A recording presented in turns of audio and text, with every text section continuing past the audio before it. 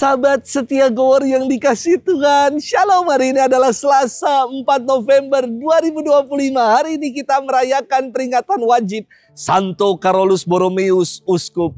Carolus Borromeus lahir di Arona, Lombardia pada tanggal 2 Oktober tahun 1538. Carolus berasal dari kalangan keluarga bangsawan. Ia adalah seorang anak yang sangat-sangat cerdas. Pada usia 21 tahun, ia lulus dengan predikat magna cum laude untuk jurusan hukum sipil dan hukum gereja. Ia ditabiskan pada tanggal 7 Desember tahun 1563 dan kemudian diangkat menjadi Uskup Agung Milan. Kardinal dan sekretaris negara, luar biasa. Sebagai seorang uskup, ia menghayati hidup miskin dan sederhana. Ia adalah seorang teolog yang berperan aktif dalam melawan gerakan reformasi protestantisme. Kepada para imamnya, Uskup Carolus mengajarkan demikian. Jagailah dirimu pertama-tama agar hidup dan perbuatanmu sendiri merupakan sebuah ajaran. Jangan memberi alasan umat untuk mencibirkan bibirnya dan menggelengkan kepala mereka kalau mereka mendengar ajaranmu, namun kamu tidak melakukannya. Kamu hanya mengajarkan tetapi tidak melakukan, malah berbuat yang sebaliknya. Sungguh sangat inspiratif apa yang diajarkan oleh Santo Carolus Borromeus. Ia wafat pada 4 November tahun 1584 pada usia 46 tahun. Hari ini kita akan bersama-sama merenungkan firman Tuhan yang diambil dari Injil Lukas 14 ayat 15 sampai dengan 24. Kita siapkan hati kita. Haleluya, haleluya, haleluya. Datanglah kepadaku semua yang letih lesu dan berbeban berat. Aku akan memberi kelegaan kepada kalian. Haleluya, haleluya, haleluya. Tuhan bersamamu dan bersama rohmu. Inilah Injil suci menurut Lukas, dimuliakanlah Tuhan. Pada waktu itu Yesus diundang makan oleh seorang Farisi. Sementara perjamuan berlangsung, seorang dari tamu-tamu berkata kepada Yesus, "Berbahagialah orang yang akan dijamu dalam kerajaan Allah." Tetapi Yesus berkata kepadanya, "Ada seorang mengadakan perjamuan besar. Ia mengundang banyak orang. Menjelang perjamuan dimulai, ia menyeluruh hambanya mengatakan kepada para undangan, 'Marilah, sebab segala sesuatu sudah siap.' Tetapi mereka semua minta dimaafkan. Yang pertama berkata, 'Aku baru membeli ladang dan harus pergi melihatnya. Aku minta dimaafkan.' Yang lain berkata, 'Aku baru membeli 5 pasang lembu kebiri dan aku harus pergi mencobanya. Aku minta dimaafkan.' Yang lain lagi berkata, 'Aku baru saja menikah dan karena itu aku tidak dapat datang.' Maka kembalilah hamba itu dan menyampaikan semua itu kepada tuannya. Lalu murkalah tuan rumah itu dan berkata kepada hambanya, 'Pergilah segera ke segala jalan dan lorong-lorong kota, dan bawalah kemari orang-orang miskin dan cacat, orang-orang buta dan lumpuh.' Kemudian hamba itu melaporkan, 'Tuan, apa yang Tuan perintahkan sudah dilaksanakan. Sekalipun demikian masih ada tempat.'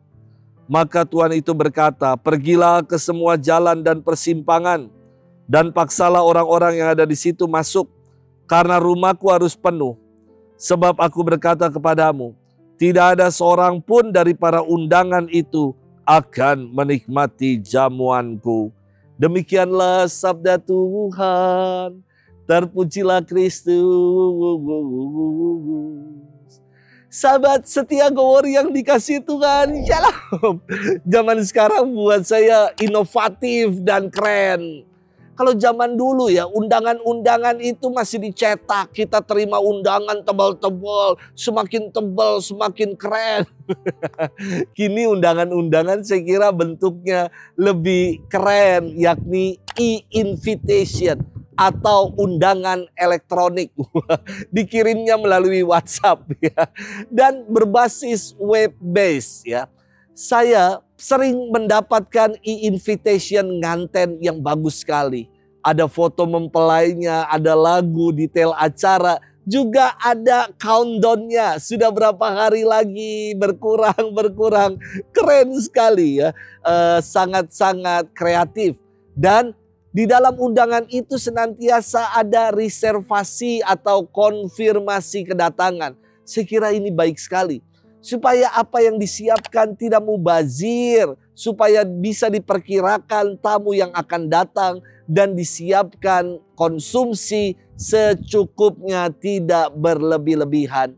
Di Kuskupan Agung Jakarta, paroki-paroki juga kalau ada pertemuan senantiasa meminta yang namanya konfirmasi kehadiran agar konsumsi yang disiapkan tidak kurang atau juga tidak berlebih-lebihan.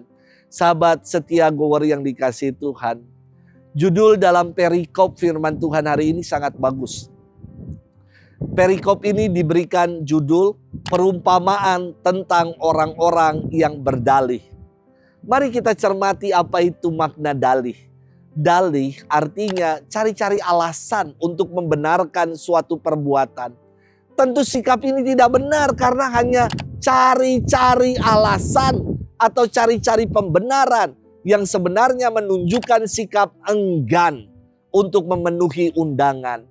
Dalam firman hari ini ada 3 dalih yang dikemukakan atas undangan datang ke perjamuan.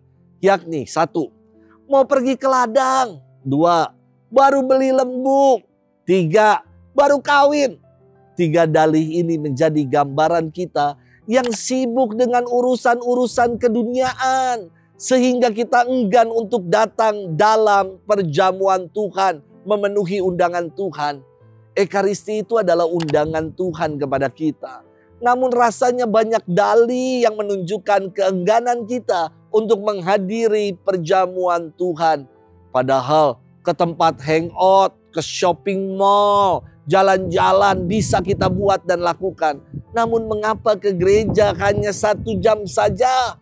Dalih kita buat dengan macam-macam alasan.